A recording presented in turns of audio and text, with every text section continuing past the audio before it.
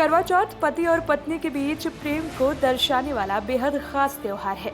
इस दिन सुहागिन महिलाएं अपनी पति की लंबी उम्र के लिए व्रत करती हैं और ईश्वर से आशीर्वाद प्राप्त करती हैं। करवा चौथ की रात को सुहागिन महिलाएं चांद और पति को छलनी में देखकर अपना व्रत पूरा करती हैं। चांद निकलने के बाद महिलाएं छलनी में पहले दीपक रखकर चांद को देखती है और फिर अपने पति को देखती हैं। इसके बाद पति अपनी पत्नी को पानी पिलाकर व्रत पूरा करवाते हैं।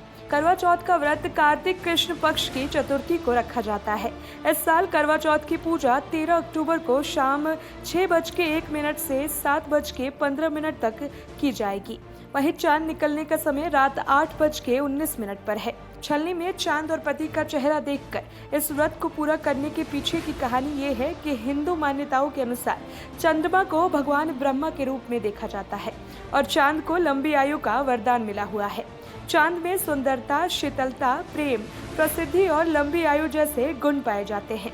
इसलिए सभी महिलाएं चांद को देखकर ये कामना करती हैं कि ये सभी गुण उनके पति में आ जाए।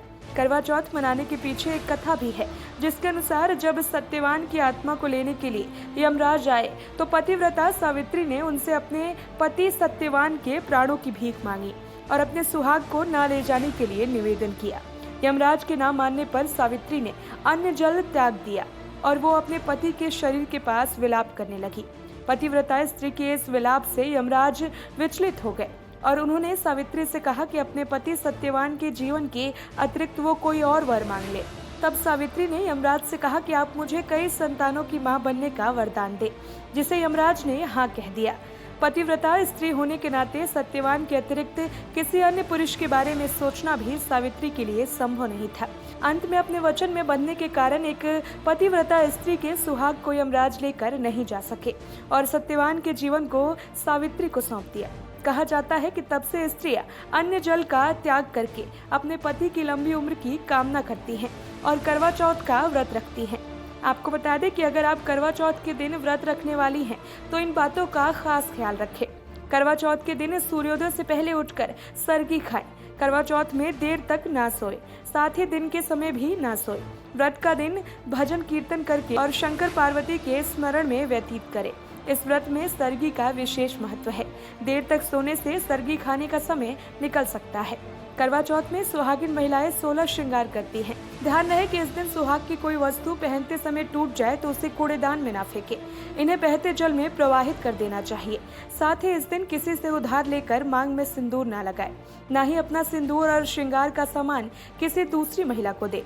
करवा चौथ सुहाग का पर्व है। इस व्रत में सुहाग से जुड़ी वस्तुओं का दान करना शुभ माना जाता है। ऐसे में इस दिन सफेद रंग की चीजों से जैसे दूध, दही, चावल, सफेद मिठाई, सफेद वस्त्र का दान करने की भूल ना करें। धार्मिक मान्यताओं के अनुसार व्रती को इस दिन किसी भी धारदार चीजों का इस्तेमाल नहीं करना चाहिए। इस दिन सिलाई कढ़ाई जिसमें कैंची का उपयोग होता हो वो गलती से भी ना करें। ऐसा करना अपशगुन माना जाता है। करवा चौथ व्रत का फल भी तभी मिलता है जब व्रती का पूरा ध्यान ईश्वर की भक्ति में हो। इस दिन किसी को अपशब्द ना कहें, विवाद से दूरी बनाएं, खासकर पति से वाद विवाद ना करें। ये बात पति पर भी लागू होती है। Special report, voice of Bharat.